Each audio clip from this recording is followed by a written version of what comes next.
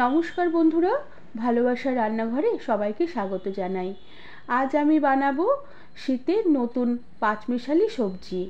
এই সবজিটি রুটি বা পরোটা বা ডাল ভাতের সাথে খেতে অপূর্ব লাগবে। এর জন্য আমি কয়েক রকমের এখানে সবজি নিয়েছি। এখানে আছে পটল, তার সাথে আছে ফুলকপি, তার সাথে আছে গাজর আর মূলো, সাথে আছে খানিকটা পেঁপে, আর তার সাথে আছে বরবটি, আর তার সাথে আলু আছে আর সামান্য বেগুন আছে। আর সাথে বাঁধাকপির উপরের মোটা শক্ত পাতাগুলোকে আমি ফেলে না দিয়ে পাতাগুলোকে কুচিয়ে নিয়েছি, তরকারিতে দিয়ে দেব। এই সমস্ত সবজিগুলোকে প্রথমে আমি একটু ভাপিয়ে নেব। আমি সবজিগুলোকে বেশ ভালো করে জলে ধুয়ে নিয়েছি। এবার পরিমাণ মতন জল আর সামান্য একটু নুন দিয়ে এই জলে সবজিগুলোকে দিয়ে দিলাম। এবার ঢাকা দিয়ে রেখে কিছুক্ষণ সবজিগুলোকে ভাপিয়ে নেব। খুব একটা বেশিক্ষণ সবজিগুলোকে জলে ফোটাবো না, প্রায় মিনিট দুয়েকের মতন জলটা একটু ফুটে উঠলেই আমি ঢাকনা খুলে দিয়ে কুচনো বাঁধাকপি পাতাগুলোকে এই সবজিতে দিয়ে দিলাম। এরপর আবারও ঢাকা দিয়ে রেখে দেব যতক্ষণে বাঁধাকপির পাতাগুলো সামান্য একটু মজে আসে। আর বাঁধাকপির পাতাগুলো সামান্য একটু মজে এলে আমি ঢাকনা খুলে দিয়ে এবার গ্যাসের আঁচ বন্ধ করে দেব। আর যে বেগুন কেটে রেখেছিলাম সেই বেগুনের টুকরোগুলোকে দিয়ে ঢাকা দিয়ে কিছুক্ষণ রেখে দেব। এই গরম জলের ভাপে বেগুনও বেশ খানিকটা মজে আসবে।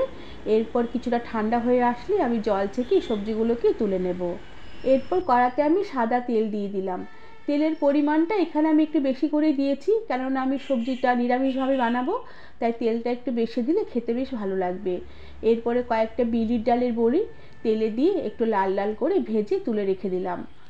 এরপর এই তেলেই কালো জিরে ফোড়ন দিলাম। কালো জিরে ফোড়নটা কিছুক্ষণ এবার একটু নেড়ে চেড়ে নেব। কালো জিরে ফোড়নের সুন্দর গন্ধ বেরোলে সাথে চেরা কাঁচা লঙ্কা দিয়ে দিলাম। আর কাঁচা লঙ্কা একটু ফুটতে শুরু করলে ভাপিয়ে রাখা সবজিগুলোকে তেলে দিয়ে দিলাম। সবজির জল বেশ ভালো করেই আমি ঝরিয়ে নিয়েছি। এবার সমস্ত সবজি দিয়ে বেশ ভালো করে কিছুক্ষণ একটু নেড়ে চেড়ে নেব। সবজিগুলো বেশ ভালো করে কিছুক্ষণ নেড়ে চেড়ে নেবার পরে আমি সবজিতে পরিমাণ মতো নুন দিয়ে দিলাম, সাথে পরিমাণ মতন হলুদ গুঁড়ো দিয়ে দিলাম। এবার সবজিগুলোকে নুন আর হলুদ দেওয়ার পরে বেশ ভালো করে আবার একটু নেড়ে চেড়ে নেব। আর সবজিগুলোকে বেশ সময় ধরে ভালো করে একটু নেড়ে চেড়ে একটু হালকা ভাজা ভাজা করে নেব। এই সময় গ্যাসের আঁচ ফুল করাই থাকবে। আর তেল একটু বেশি দেওয়ার কারণে সবজিগুলো কড়ার তলায় লেগে যাওয়ার ভয় থাকবে না। আর এভাবে বেশ কিছুক্ষণ সবজিগুলোকে নেড়ে চেড়ে নিয়ে একটু হালকা ভাজা ভাজা করে নিয়েছি। সবজিগুলো বেশ অনেকটাই প্রায় মজে এসেছে।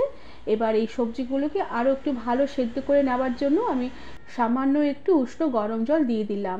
তবে জলের পরিমাণটা খুব বেশি দেওয়া যাবে না, সামান্যই জল দিতে হবে। সাথে সামান্য একটু টমেটো কুচি দিয়ে দিলাম। আর তার সাথে কিছুটা বড়ি ভেঙে ভেঙে দিলাম, আর কয়েকটা বড়ি গোটা গোটা দিলাম। তার সাথে দিয়ে দিলাম সামান্য একটু সবজির মশলা।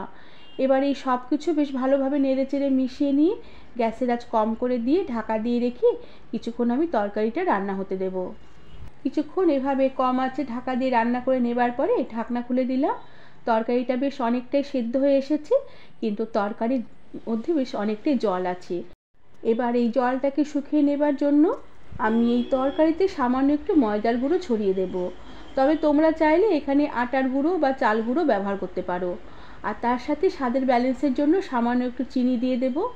এই নিরামিষ তরকারিতে সামান্য একটু চিনি দিতেই হবে, তাহলে স্বাদের ব্যালেন্স ভালো আসবে। তবে তোমরা চাইলে চিনি কম বা বেশি দিতে পারো। এবার এই ময়দার গুঁড়ো আর চিনি বেশ ভালো করে নেড়ে চেড়ে মিশিয়ে নেব। আর ঢাকা দিয়ে রেখে আবারও কিছুক্ষণ তরকারিটাকে একটু রান্না হতে দেব, যাতে এই চিনিটা তরকারিতে বেশ ভালো করে অ্যাবজর্ব করে যায়। আর তরকারির যে বাড়তি জলটা সেটাও শুকিয়ে যাবে আর বেশ মাখা মাখা হয়ে আসবে। এবার আমি তরকারিতে উপর থেকে সামান্য একটু ভাজা মশলার গুঁড়ো ছড়িয়ে দেব। এতে তরকারির স্বাদ বেশ অনেকটাই বেড়ে যাবে। এই ভাজা মশলাতে আছে গোটা ধনে জিরে, গোটা শুকনো লঙ্কা, গোটা পানমৌরি। মশলাগুলোকে আমি শুকনো খোলায় ভেজে গুঁড়ো করে রেখে দিয়েছি। আর তার সাথে আমি বেশ খানিকটা ধনেপাতা কুচি ছড়িয়ে দিলাম। এবার ভাজা মশলা ধনেপাতা কুচি বেশ ভালো করে তরকারির সাথে নেড়ে চেড়ে মিশিয়ে নেব। এরপর আমি গ্যাসের আঁচ বন্ধ করে দেব আর ঢাকা দিয়ে রেখে কিছুক্ষণের জন্য স্ট্যান্ডিং টাইমে রেখে দেব। এতে তরকারিটা বেশ আরও খানিকটা মজে আসবে আর তরকারিটা খেতে আরও বেশ ভালো লাগবে। বন্ধুরা, আমার আজকের এই নিরামিষ পাঁচমিশালি সবজির রেসিপিটি তোমাদের কেমন লাগলো আমাকে তোমরা কমেন্ট করে জানাবে।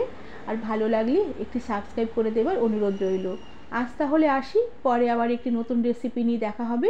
ধন্যবাদ বন্ধুরা।